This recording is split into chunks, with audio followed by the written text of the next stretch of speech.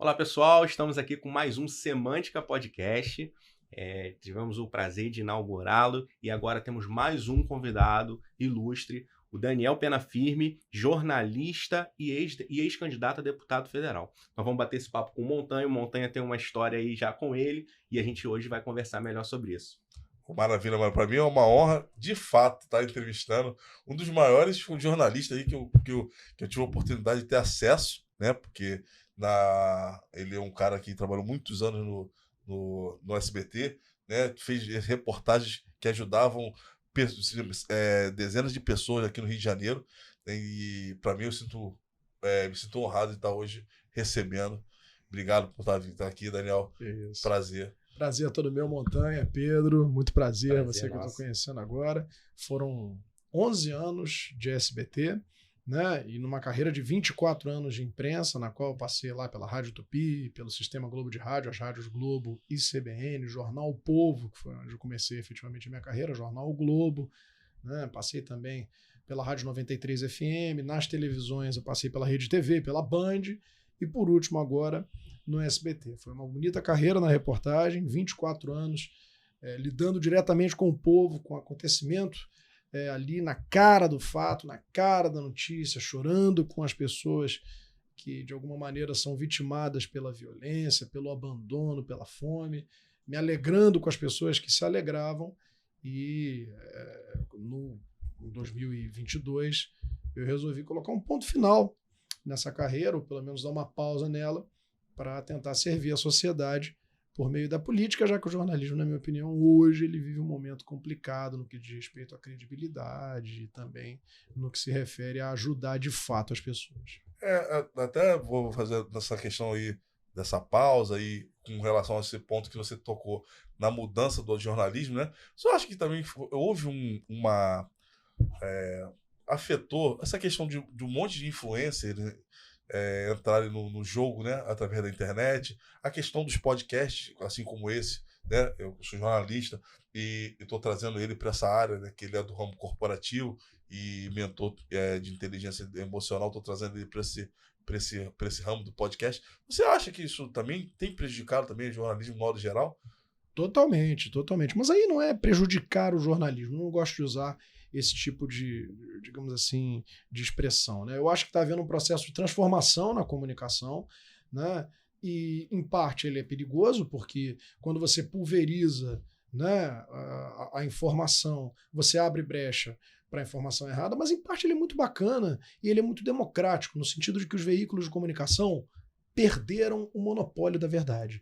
Então hoje a verdade está aqui, por exemplo, nós estamos conversando aqui, estamos batendo papo, eu estou trazendo a minha verdade, eu estou trazendo aquilo que eu quero falar, né? E vocês falando aquilo que querem falar também sem nenhum filtro editorial, né? E assim está nos podcasts, assim está nas páginas das redes sociais, dos influenciadores. Ah, tem muita bobagem? Tem muita bobagem. Ah, tem muito fake news? Tem, mas também tem muita informação bacana, tem muita informação direta, né? Tem muita informação que é dada pensando única e exclusivamente gratuita, na informação mesmo, né? E não naquilo que pode se faturar com a informação, que essa é uma das preocupações da mídia. A mídia tem duas preocupações no Brasil.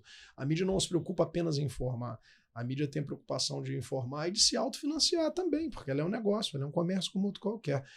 A notícia no Brasil ela é uma mercadoria, que pode vender ou pode não vender, né? Tanto que quando uma matéria dá boa audiência em televisão, a expressão que se usa internamente é essa matéria pagou.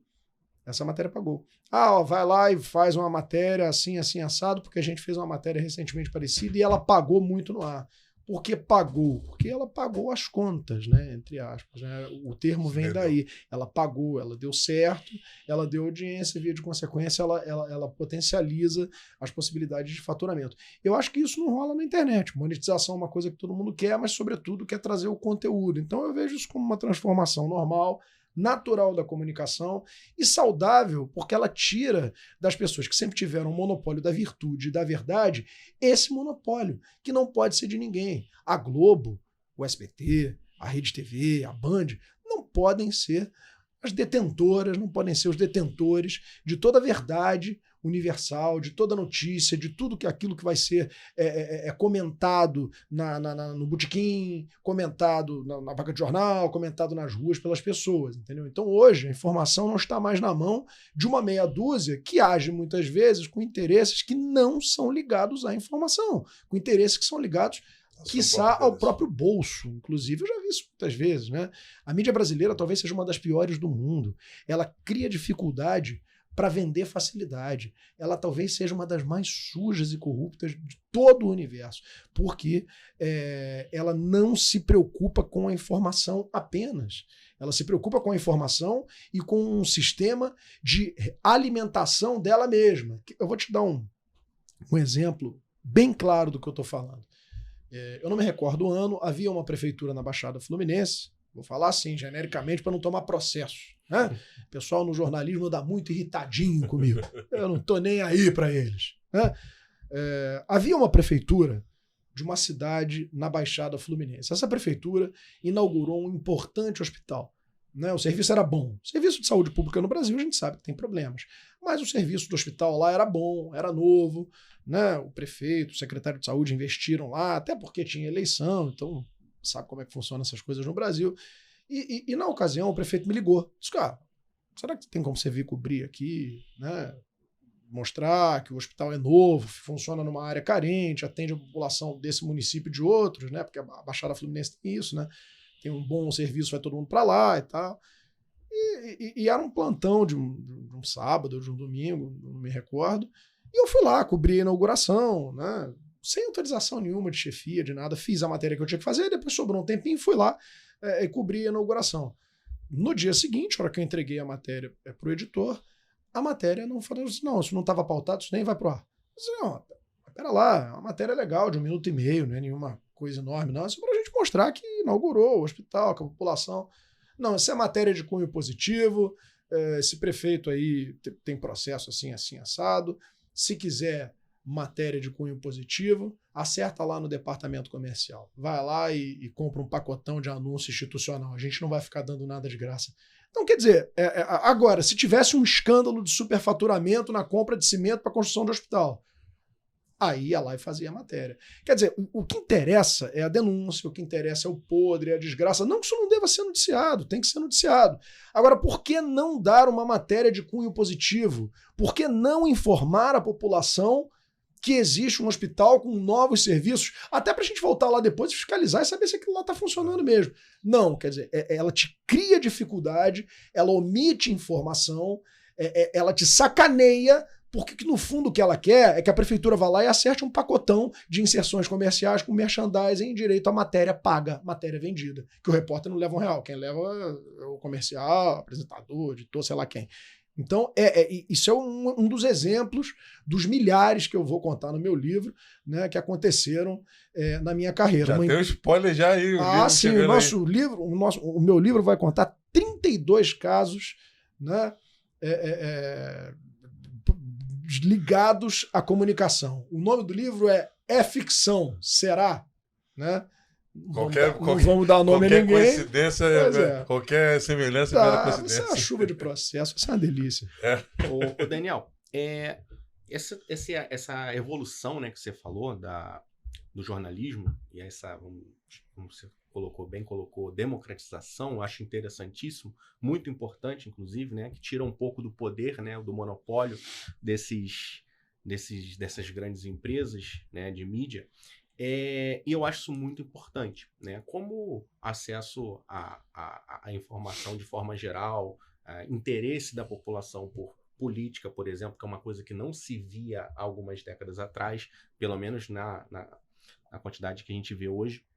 Porém, eu vejo também uma coisa que me preocupa, é a questão das fake news. Não que não tenha fake news nas grandes empresas, nas grandes mídias também. Como que você vê essa situação, né, para o jornalismo profissional, esse surgimento de podcasts, várias coisas, e informações sem um devido controle? Como que você vê isso? E não só a questão política. As pessoas estão falando de fake news. Por exemplo, tá rolando muito a situação do Naldo, entrando trazendo mentiras para voltar para a mídia. Isso, então, de forma geral, né? Cara, eu acho que em algum momento a sociedade, a própria sociedade, vai conseguir chegar num mecanismo de controle daquilo que é fake news e que não é fake news. Eu acho que a gente já caminhou muito bem nesse sentido e você mesmo acabou de mencionar uma situação que claramente é fake news, entendeu? Então, o fake news ele está cada vez mais detectável. Né? Aquelas situações absurdas, aquela situação que você só vê em determinada página, mas que você não vê confirmação em outras, aquela situação que você vê que saiu numa rede social, mas que outras não confirmam, que tu vê que está isolada, né? Que chega no WhatsApp de alguém, você joga no Google e não existe. Então, eu não tenho essa piração que as pessoas têm com fake news. Porque os podcasts, né? As novas mídias, elas alimentam fake news. Sim, o surgimento de novas mídias alimenta tudo que é bom, né? No sentido da democratização da comunicação, e tudo que é ruim, que é o surgimento do fake news. Agora, o que eu acho interessante é o seguinte: quem define o que é fake news? O que é exatamente fake news? Aquilo que não me agrada, hoje em dia no Brasil tá assim, aquilo que não me agrada, aquilo que eu não gosto, aquilo que me afronta politicamente, eu vou lá e digo, fake. E na verdade não é fake. Né? Nós tivemos o maior exemplo recentemente, quando a CIA, a maior agência de informação americana, né, admitiu que o vírus, que eu chamei na época da pandemia de vírus chinês, o vírus é chinês mesmo e o vírus veio de laboratório mesmo. A maior agência de informação dos Estados Unidos trabalha com essa possibilidade real. Se você falasse isso na época do auge da pandemia, né, 2 anos lá em 2020, você tinha sua conta retirada do ar por espalhar fake news. Aí agora o governo americano admite de maneira oficial que o vírus foi criado no laboratório e vazou do laboratório. Era um vírus chinês, o que dá margem a tudo que foi falado a respeito da China e da ligação da China com o vírus, de um suposto plano, né, que as pessoas na época fizeram várias ilações a respeito, que a China poderia ter vazado o vírus. Quem garante? Quem garante que não? Não está agora comprovado, segundo o governo norte-americano, que isso pode ter acontecido? Então, assim, aquilo que era fake news ontem, porque servia a interesses escusos, porque servia para colocar a população apavorada dentro de casa, vendo o Jornal Nacional, né? Porque servia um contexto de manipulação política para desgastar propositadamente o governo vigente, democraticamente eleito, porque servia para promover um grande rebuliço no país nas eleições municipais, porque servia para você espalhar o pânico e medo, impor medidas autoritárias, estabelecer mecanismo de controle social, que deu agora no que deu, que estourou agora no que estourou, aquilo que antes era fake, e aí vieram essas porcarias dessas agências de verificação vagabundas, que não verificam nada, agência não sei o quê, agência óculos, agência não sei o que lá, que ninguém verifica essas agências, isso é um monte de buzunta, que só repete o óbvio, né? E aí essas agências todas disseram que era fake news. E agora? O que as agências vão fazer? Vão fazer nota de retratação? Então tem que tomar muito cuidado para tratar desse negócio de fake news. Porque o que é dito que é fake news hoje pode não ser o fake news amanhã. E na época eu falei isso. Na época eu fui cancelado na internet. Me metralharam, me bateram e tal, inclusive dentro do meu meio. Né? Eu tenho pouquíssimos amigos jornalistas. Porque eu disse exatamente isso. Eu falei, olha, o tempo passa... Olha a história do chazinho de camomila da minha avó. Minha avó morreu dizendo que o chazinho de camomila era bom para o coração, fazia bem para a saúde e tal. A ciência nunca comprovou. Vamos com esse negócio de, porque a ciência não comprova. Olha, a ciência caminha. Daqui a pouco a gente descobre que certo tipo de medicamento curava, que a história da máscara não era bem assim, que o vírus realmente veio de laboratório. Pô, não é que tá batendo? Eu lembro de uma capa de revista, agora eu não lembro exatamente qual era a revista, que era falando sobre o ovo de galinha. O ovo com os desenhos, né, de umas caricaturas de vilão e mocinho. Aí, década de 80, vilão. Década de 90, mocinho.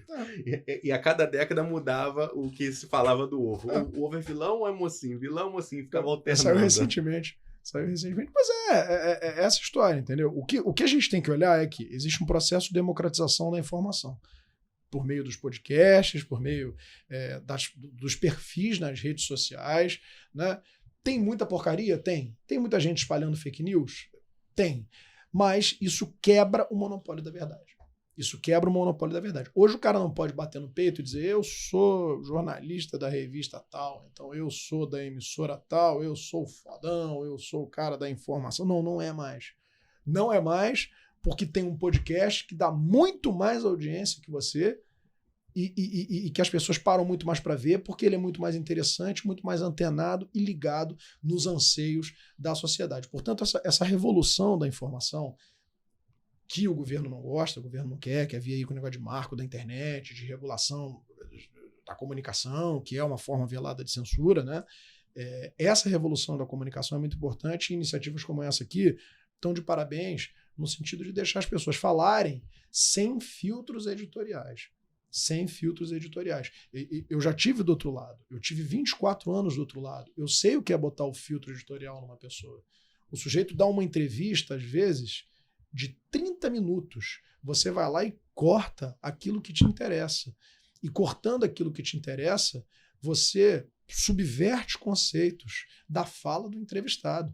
Quantas e quantas vezes eu fiz isso para se adequar à proposta do meu texto? Não foi uma nem duas vezes, não, senhor Montanha. Foram várias vezes. Isso acontece diariamente, né? E você corta fala de entrevistado de acordo com aquilo que é o seu interesse, seja ele pessoal ou editorial. E os interesses editoriais, que são as ordens que você recebe nas pautas, não são muitas vezes ligados à informação. São ligados a interesses que estão acima de editores, que são ligados a donos, né, proprietários e a questões comerciais. Então, aqui não tem isso. Aqui eu estou falando, isso vai para o ar sem corte, sem edição. Deixa eu fazer uma menção ao querido Rica Perrone, onde eu participei do podcast dele também. Também, né, entrevistou lá o Jair Bolsonaro, entrevistou, acho que a Alessandra Molon também. Senta e deixa o sujeito falar, sem filtro editorial. Então, isso é uma revolução, isso é da maior importância e veio para ficar, para desespero dos donos de empresas de comunicação. Eu, particularmente, me vejo realizado, porque quando comecei a cursar, eu que vim de empresa de ônibus, eu comecei a cursar jornalismo sem perspectiva de entrar numa SBT, sem entrar numa Globo. E a internet, ela foi o caminho que me fez chegar a uma rádio tropical, uma rádio bicuda, e hoje está criando aqui um podcast em parceria com o Pedro Ferreira. Eu queria saber um pouquinho, que esse podcast é muito voltado para falar sobre inteligência emocional, e você desenvolveu a sua inteligência emocional para tratar alguns problemas que você teve, o alcoolismo e tudo mais. Conta um pouquinho dessa história para gente.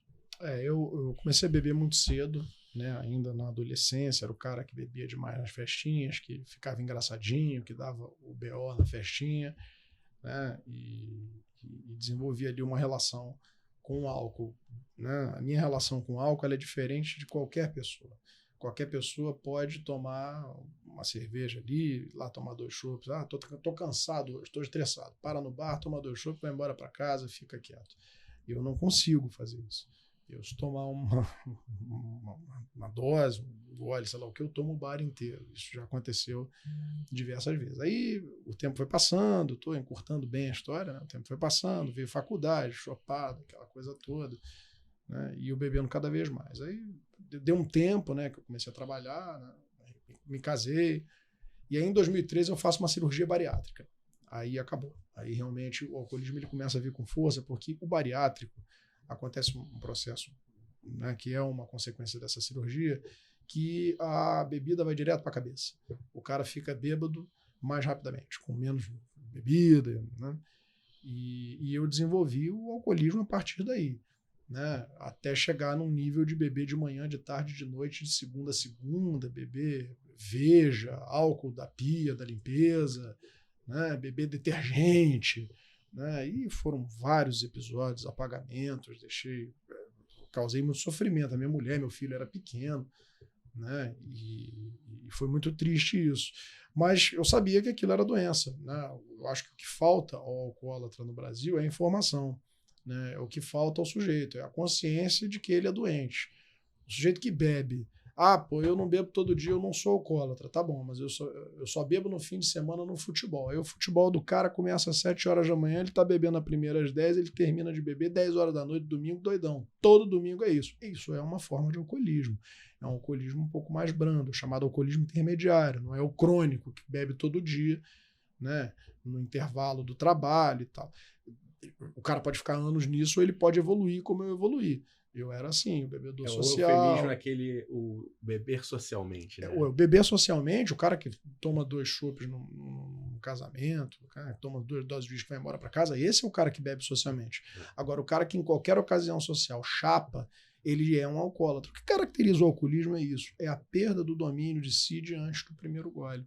Esse é o primeiro passo, inclusive, do programa de Alcoólicos Anônimos, o programa de 12 passos. É admitir que o sujeito perdeu o controle da própria vida diante do primeiro passo e por isso ele precisa retomar o controle da vida, evitando, assim, o primeiro gole, né?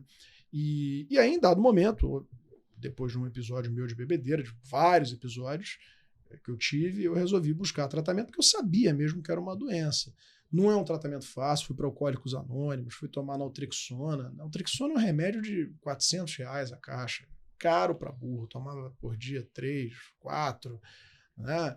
É psiquiatra. Então eu tive acesso a um tratamento particular junto com Alcoólicos Anônimos e comecei a me limpar, fiquei um bom tempo sem beber. Tive recaídas, né? Recaídas fazem parte do processo. Né? É triste quando você recai, porque o alcoolismo é igual a uma vela. A vela não regenera quando você para de soprá-la. Né? Você vai lá no aniversário, você deixou a vela queimar, soprou no próximo aniversário. Se você for aproveitar aquela vela, ela vai começar a queimar de onde ela parou. O alcoolismo é a mesma coisa. O cara, quando bebe, dá o primeiro gole, não tem essa. Não, agora eu só bebo 1 ou 2, não existe. O cara não aprende a beber nunca. Ele recai brabo, pesado. Isso já aconteceu comigo algumas vezes, né? Mas eu sempre consegui voltar para o tratamento, voltar para o programa. E a minha vida é uma luta, Montanha e Pedro, de 24 em 24 horas longe da bebida. Enquanto eu viver, eu vou lutar contra esse vício maldito que quase levou a minha vida, quase me levou a minha família, que mata e ainda por cima desmoraliza. Porque o sujeito não morre só pela bebida, não. Ele morre moralmente, ele morre 2 vezes. A bebida mata o indivíduo morre fisicamente, ainda morre a sua reputação. O seu pai era um bêbado, era um vagabundo, era um pilantra, morreu muito bem morrido. É isso que a gente ouve das pessoas que bebem por aí. Então, eu hoje estou no estado de sobriedade, né? Passei muito tempo sóbrio, tive recaídas, perdi minha avó, foi horrível, fiquei suscetível e muito fragilizado com tudo que aconteceu na minha vida. Encontrou. Né? E acabei recaindo, mas voltei e estou aqui. Muito bem, obrigado. Maravilha, maravilha. Eu ia perguntar o seguinte, a tua questão pública, né? Você, recentemente, no seu último pleito político, você veio a deputado estadual. Né? Como é que você viu a corrida política pela primeira vez? Né? Um panorama também um pouquinho também do partido e das suas condições, né, para você disputar isso. Na verdade, aconteceu tudo ao contrário daquilo que eu havia planejado. Né? A política te vende uma situação, quando você vai ingressar nela, e que na hora H, quando você chega lá, não é nada daquilo. Então, quem me levou para o partido, né, pelo qual eu disputei a eleição, me fez uma série de promessas. Prometeu que por meu intermédio, por minha intercessão, você vai ter um fundo partidário legal para você disputar a eleição, você vai ter um tempo bom na televisão, você é pessoa de televisão e é fundamental para você ter televisão e pedir voto na televisão. E eu decidi realmente sair do jornalismo e entrar na política, né? Isso foi uma decisão e que eu não volto atrás, em hipótese nenhuma, né?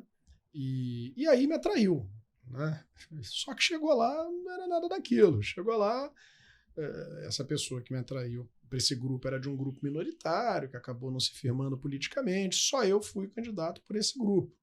Né? Eu recebi muito pouco recurso, né? Eu recebi posso falar tranquilamente aqui, que é público, está lá no site do TRE, quem quiser se olhar, eu recebi do partido, do União Brasil, R$10 mil. né? E eu fiz quase 4 mil votos. Pessoas que ficaram atrás de mim receberam 250 mil, receberam 150 mil e não fizeram os votos que eu fiz.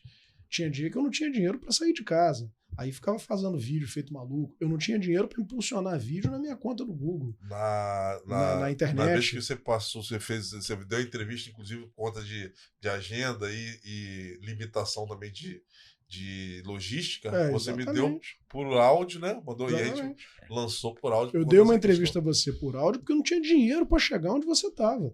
Porque era combustível, só podia me deslocar ali na zona norte do Rio e tal, porque nada disso estava no script, né? O que me prometeram, quem me levou para dentro do partido, né? Me prometeu carro de som, equipe para trabalhar, dobrada, né? Porque o deputado estadual ele recebe pouco mesmo no partido, mas ele tem uma dobra com o deputado federal. Geralmente... o deputado federal que vinha candidato, acabou não vindo, me prometeu mundos e fundos, uma campanha faraônica, que eu teria um escritório junto com ele, tal, com outros candidatos que ele também ia dobrar, que ele ia ser uma potência, e acabou que não rolou, né? Na política acontece esse tipo de coisa, não dá nem para dizer que foi traição. Né? E aí eu me vi solto no meio de uma campanha, pessoas queridas que eu confiava abandonaram a minha campanha, né? Porque viram que não ia dar em nada, e eu fui à frente. Não tem nada não, vamos em frente. E fiz uma votação muito digna para quem recebeu o que eu recebi. Eu volto a falar, pegar lá o DivulgaCan de 2022, né? É um bom exercício, para você ver quanto cada candidato recebeu e onde esses candidatos gastaram, né? Então tá lá, o quanto eu recebi, quantos votos eu fiz e quem está atrás de mim, quanto recebeu. É assustador. É assustador. Candidato de 200 mil reais atrás de mim com 2 mil votos. Candidato de 125 mil, de 150 mil, com menos votos que eu. E olha que eu já estava muito tempo fora do ar no SBT, né? Eu apostava muito na figura pública da televisão, na figura que voava bem na internet, nos podcasts que participou, mas eu estava fora do ar já há muito tempo, né? O SBT me jogou lá num jornal que ninguém vê, num jornal que começa 4 horas, 5 horas da manhã, 6 horas da manhã, o Primeiro Impacto, que no Rio de Janeiro ele não emplaca, não tem boa audiência no Rio, nunca teve, por erros que o próprio jornal cometeu, né? O jornal tinha que ter uma versão local, o jornal é muito focado em São Paulo, em questões nacionais, não emplaca, no Rio de Janeiro não emplaca. Né? E eu considero que isso aí está fora do ar. As pessoas só me viam quando eu participava dos programas locais do SBT, e mesmo assim muito limitado, porque a audiência deles caiu muito, né? De uns anos para cá. E assim, fui no peito, fui na raça, no convencimento, na internet, e consegui ter um capital político que hoje me possibilita, de alguma maneira, pleitear algo na estrutura administrativa do nosso estado, né? Estive ao lado do governador, caminhei junto com ele, mostrei a cara, dei a cara para bater por aquilo que eu acredito, pelas pessoas em quem eu acredito, e hoje eu vivo um novo momento, porque eu entendi uma coisa, Montanha. Infelizmente, no Brasil, a gente não muda a sociedade por meio da informação. Quando eu me formei lá atrás em jornalismo, eu acreditava que eu ia mudar o mundo. Eu acreditava que era possível mudar as coisas por meio do jornalismo, por meio da denúncia, por meio da ação social dentro do âmbito da comunicação. E isso, de certa maneira, foi possível durante algum tempo, quando você tinha uma mídia que era respeitada pela sua isenção, que tinha credibilidade pela sua imparcialidade. Quando o jornalismo virou partido político, ele se divorciou da sociedade. E hoje ninguém respeita. Eu vou te dar um exemplo muito claro. Eu sou de uma época em que você recebia um telefonema na redação. Alô, olha, a minha árvore está precisando de poda aqui na rua tal. Você ligava para a Fundação Parques e Jardins, na época da Prefeitura do Rio, né, que não existe mais, ou para a Conlurb e dizia, ó, eu estou indo na rua tal, que tem uma árvore que precisa de poda lá. Você chegava lá, fazia a matéria. Quando você retornava para a redação com a matéria pronta, seja no jornal ou na televisão, nos locais por onde eu passei, você recebia um telefonema do morador dizendo, acabou, a Fundação Parques e Jardim veio aqui, acabou de podar a árvore. Ou a Conlurb. Tamanho era o respeito que as instituições e as pessoas tinham de tomar uma trauletada num programa jornalístico, num jornal. Hoje em dia, você vai por um veículo de comunicação lá, a primeira vez, fala da árvore. A segunda, fala da árvore e dos mosquitos que ela traz. A terceira, fala da árvore e da sujeira das folhas. E não podam a árvore de jeito nenhum. Por quê? Por quê? Porque as autoridades não estão nem aí para o jornalismo. Porque a notícia que passa hoje na televisão é o lixo cibernético de amanhã. Porque a capacidade do jornalista de mudar o mundo pela informação é reduzida. Porque o jornalismo se divorciou da sociedade. Ele virou uma trincheira de militância político-ideológica. E aí nem o político respeita mais. Nem o político respeita mais. Quantas denúncias eu fiz, quantas pessoas eu denunciei que estavam praticando ilícito e que hoje estão por aí. Por quê? Porque foi denúncia feita na imprensa, não tem credibilidade. O que tem credibilidade hoje em dia é uma hashtag que você levanta e as pessoas vêm com força espontânea da internet. Isso funciona. Mete lá uma hashtag, salvem o Montanha. Pronto, acabou. O nego não sabe nem quem é o Montanha, mas vai botar salve o Montanha lá até para ganhar engajamento e as pessoas vão ver, pô, precisamos salvar o Montanha. Alguém vai lá ver o que o Montanha tem. Né? Então, quando eu senti que o jornalismo não era mais uma bola mestra de mudança social, que a gente denunciou, que eu fui a Petrópolis, que eu vi o que era aquela enchente de Petrópolis, uma cidade administrada pela esquerda há quase 12 anos, que não tem um muro de arrimo. Um muro de arrimo no bairro lá que desbarrancou tudo, uma coisa horrorosa. Eu falei, não dá mais jornalismo para mim não. Vamos para a política, porque na política, pelo menos eu sei que é o território que tem canalha, que tem sacanagem, que tem corrupção, tô escaldado, mas pelo menos alguma coisa eu vou poder fazer pelas pessoas. Né? E não ficar aqui me enganando a sociedade como se eu pudesse fazer alguma coisa por elas. Ô, Daniel, você falou dessa questão, né, dos seus votos, né? Foi realmente uma campanha, uma quantidade de votos bem expressiva em detrimento da verba que você tinha. E pegando o gancho dessa nossa conversa sobre essa tipo de jornalismo que existia, como ele veio evoluindo e a sua bagagem jornalística, você acha que você conseguiu essa quantidade de votos foi também por causa disso de, como a gente falou aqui, conversar sem filtro, sem edição e você poder expressar uma verdade que de repente você não conseguiria em outros veículos? Foi. Eu acho que houve algumas situações que colaboraram para eu ter boa votação, né? Para ter uma votação expressiva diante daquilo que recebi.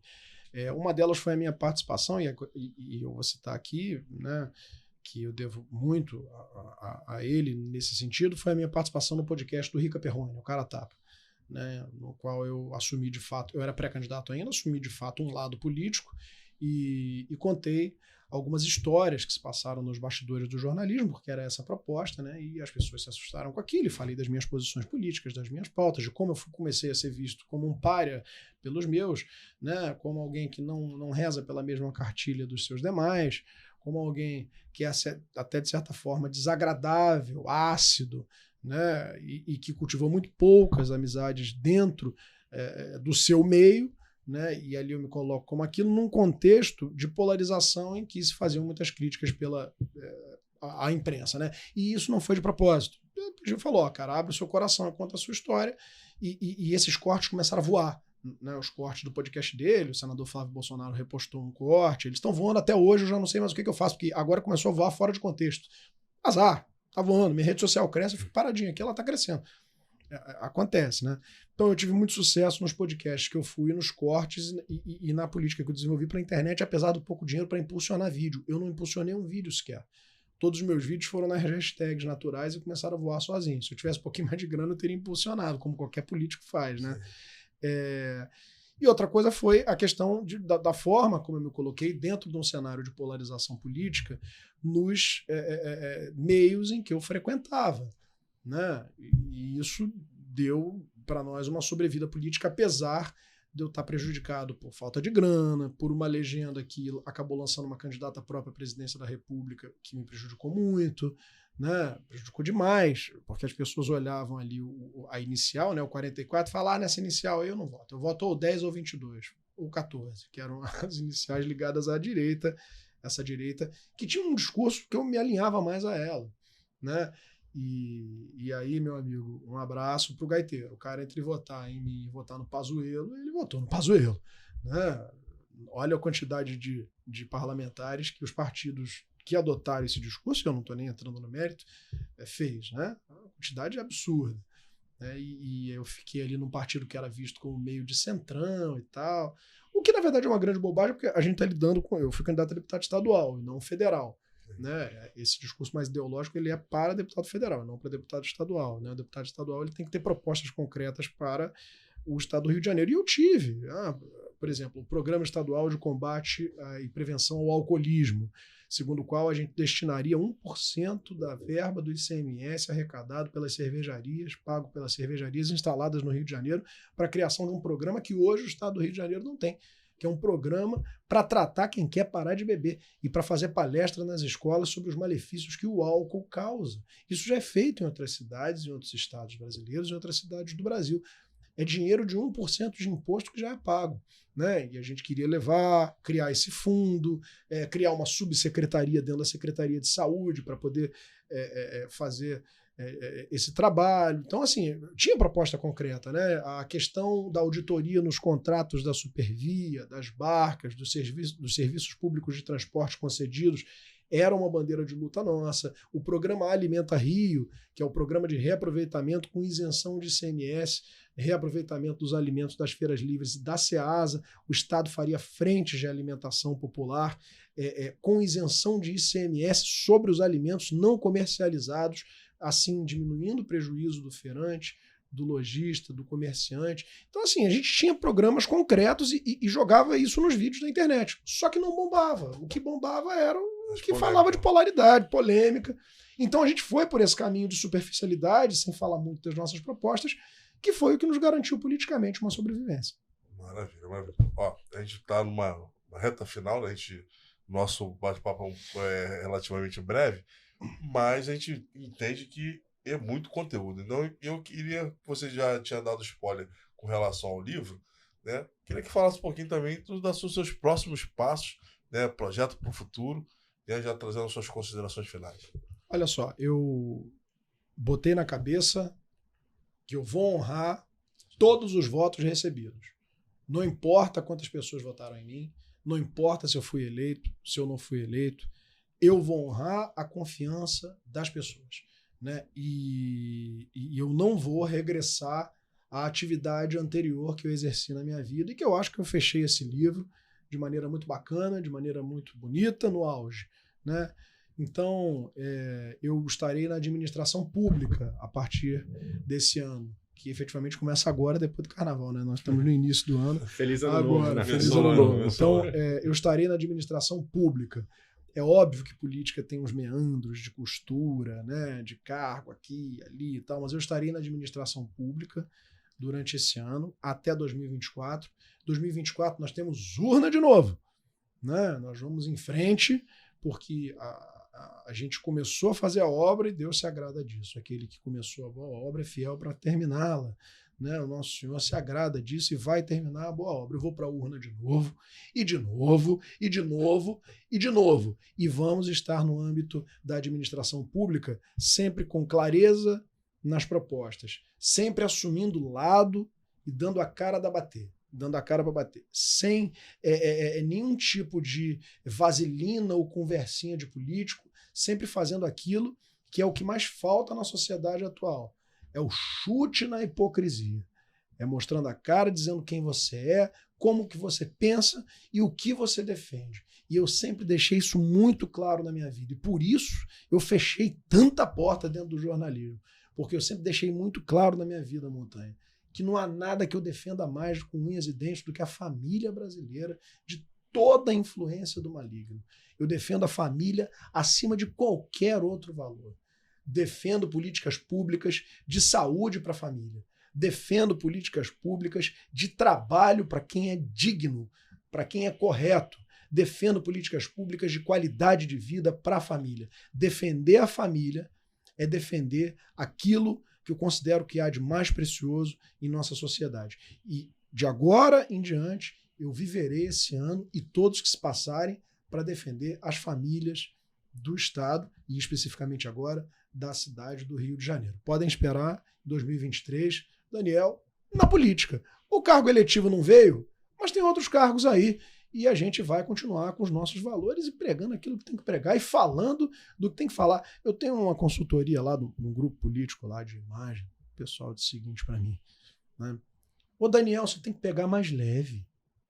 você tem que segurar um pouco o freio de mão, porque o contexto político do país mudou, né? Você tem que ser mais brando, não pode falar com o olho esbugalhado. Eu quero dizer que eu não estou nem aí para a minha equipe de comunicação. Eu falo com o olho esbugalhado mesmo. Eu defendo o que tem que defender mesmo. E se o contexto político do país mudou, eu lamento é pelo país. Se o contexto social mudou, eu lamento pelo contexto social. Se os valores da nova sociedade são novos e você tem que se adaptar aos novos tempos, eu lamento é pelos novos tempos. Eu sou uma pessoa conservadora, cristã, e assim permanecerei. Se é para ter um voto no futuro, ótimo, vai ter só o meu. Se nem minha mulher quiser votar em mim, um dia é um azar o dela. Se eu tiver 1 milhão de votos, ótimo também. Faça aquele pedido para que ele faça aquela mensagem, olhando para aquela câmera. Sim. O nome desse podcast aqui é Semântica, e uma coisa que a gente está... Como a gente está nessa etapa inicial, a gente ainda está elaborando algumas coisas. E uma coisa que eu acho que é muito importante, principalmente você que agora tem esse ingresso na vida política, então vai estar lidando diretamente com a sociedade, a gente pede sempre para deixar, pode ser uma palavra, uma frase ou um pequeno texto, uma mensagem de semântica, né? Algo que faça sentido da sua verdade, e a gente viu aqui que você realmente tem uma personalidade contundente, né? E uma mensagem de semântica para quem está nos assistindo. Vamos lá, então eu vou olhar direto para a câmera, isso dá inclusive um excelente corte. O que a gente tem a dizer é o seguinte: onde todo mundo pensa de maneira igual, é porque ninguém mais pensa. Então faça a diferença no pensar, no falar, no agir e no ser. Se está todo mundo falando a mesma coisa, se está todo mundo com a mesma opinião, a sua obrigação é refletir sobre aquela opinião e sobre o que dizem aquelas pessoas. E não tenha medo de se indispor e falar aquilo que ninguém fala. E pensar de maneira diferente daquelas pessoas. Porque muito possivelmente você vai estar coberto de razão. Os idiotas caminham em bando. Nelson Rodrigues dizia: os idiotas vão dominar o mundo. Não pela sua capacidade, mas porque eles são muito numerosos. Então não se deixe levar pela multidão de idiotas. Se você quiser contrariar, se você quiser bater de frente, se você quiser fazer valer a sua opinião, se você quiser fazer valer a sua verdade, leia, estude, se informe e não tenha medo de ir contra a multidão. Eu nunca tive medo de ir contra a multidão dentro da minha área profissional, nos meios que eu frequentei. Eu tô aqui, tô vivo. Não tenha medo de dar a cara para bater, porque o conceito de verdade, ele reside dentro de cada um. Se você tem ciência daquilo que é a sua verdade, não tenha medo de correr atrás dela. Maravilha, maravilha. Excelente. Obrigado pela tua participação. Te agradeço demais, cara. Tamo junto. Muito obrigado. Dá sua rede social aí pro pessoal se aumentar ainda mais o engajamento da tua rede social. Obrigado. Por favor, inclusive, quem for cortar esse podcast para ficar usando meus cortes, porque aconteceu muito isso, né? Teve gente que na eleição se elegeu cortando o podcast meu e subindo, dizendo: vejam como eu penso. Só que não me deu crédito. Da internet tem essas coisas. O nosso Instagram é o @DanielPenaFirme, pena com 2 N's. @DanielPenaFirme, pena com 2 N's. Temos também o @DanielPFirme no Twitter, né? Tem lá o Facebook, se você botar Daniel Penafirme com 2 N's, aparece também. Então essas são as nossas principais redes. Eu tenho certeza que o pessoal está acreditando aqui embaixo, né? E tem também o Zap. Eu faço contato direto com as pessoas. Todo mundo que me liga, eu respondo com mensagem de áudio, inclusive, para todo mundo ver que sou eu. Né? A equipe nossa lá de assessoria fica maluca. É o 0 Operadora 21 97902 9999 97902 9999.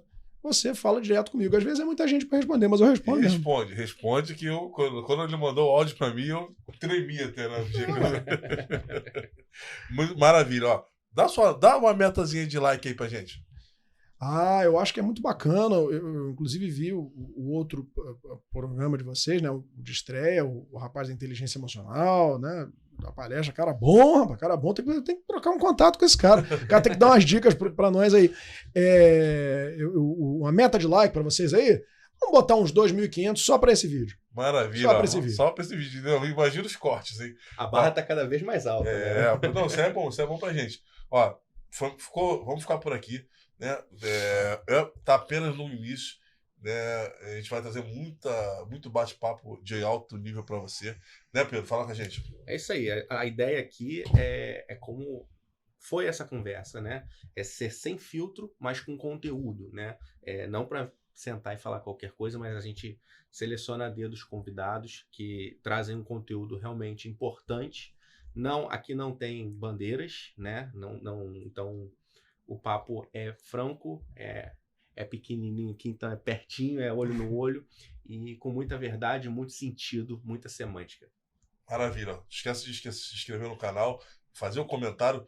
Se você fizer um comentário, fizer pergunta, eu vou encaminhar para o Daniel. E é aquela meta de likes, de 2.000 likes aí. Nós também estamos no Instagram, @semântica.podcast. Tamo junto. Até o próximo vídeo. Valeu! Valeu, rapaziada.